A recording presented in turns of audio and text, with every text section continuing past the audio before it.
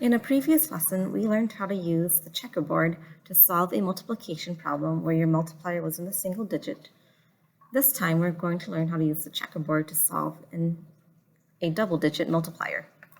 I already have a problem picked out. I have 407 multiplied by 22.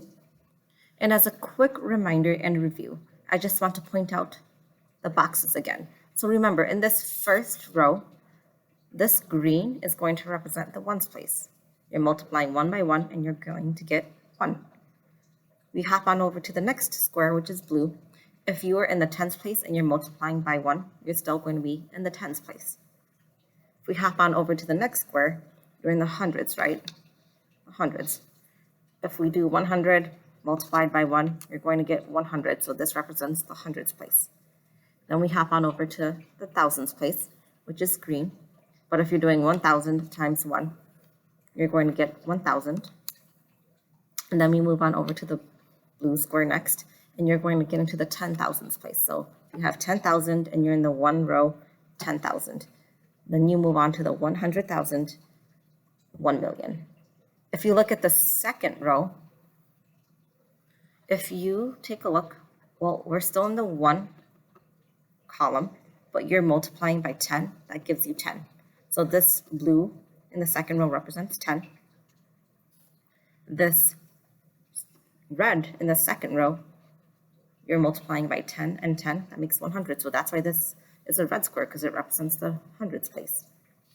This green is in the hundreds place, and you're multiplying by 10 because this is the 10th row by 100. So that's 1,000. So this one represents 1,000. This one would represent your 10,000, 100,000, 1 million, 10 million.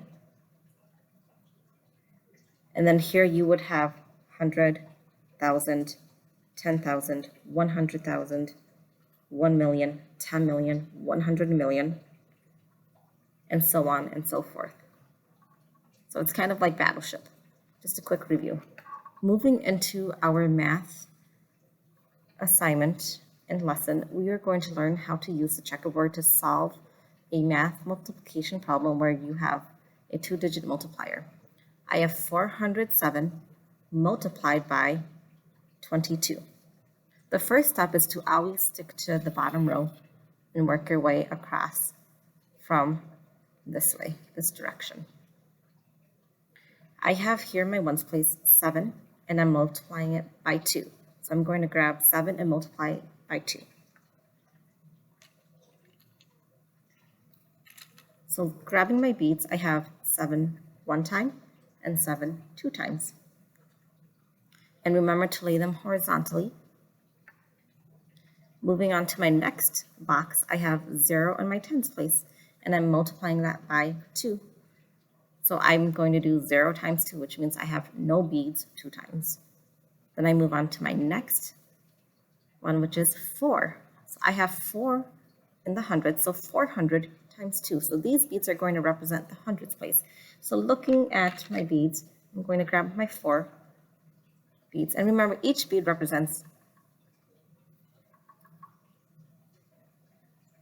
the hundred. So I have 400 here, 100, 200, 300, 400.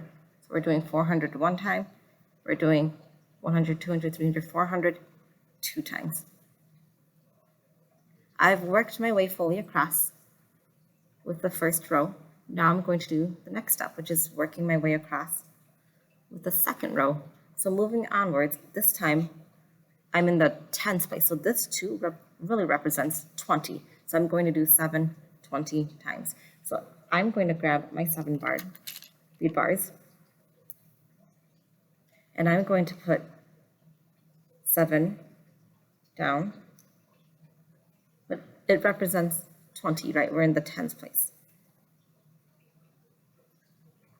Here I have 0, and I'm going to multiply by 20. So again, 0 times 20 is going to be nothing. I'm going to leave that alone. Then over here, I would do 400 times 20.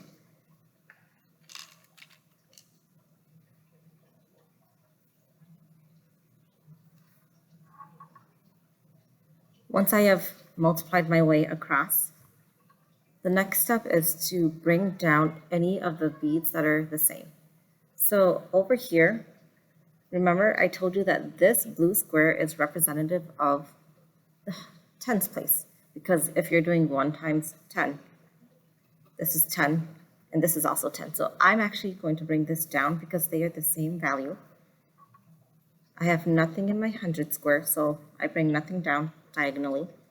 And this green square is representative of the thousands place. So I'm actually going to bring this down to my thousands. The last and final step is to make sure that we're counting all of our totals and carrying over any tens, hundreds, or thousands if it applies. So let's start off with the ones place. I know I have 7 2 times, and I know 7 times 2 is 14. So I'm going to represent my digits by grabbing a 1 bead for the 10 and 4 beads for the ones. So I have 10, 14. We're going to switch that out. I'm going to take these away. Remember, I have 4 ones and 1 10. This 10 needs to be brought over to the tens place because they are the same value. So I will leave the 4 in my ones place. And then we're going to take a look at what's in my tens place. So I know I have 14 and 1 left over is 15. So if I bring out 15, I'm going to leave this 10 for my 10 and bring out a 5. So I have 15 tens. So technically there's 150 in here. I'm going to leave my 50 in here and carry my 100s over to my 100s place.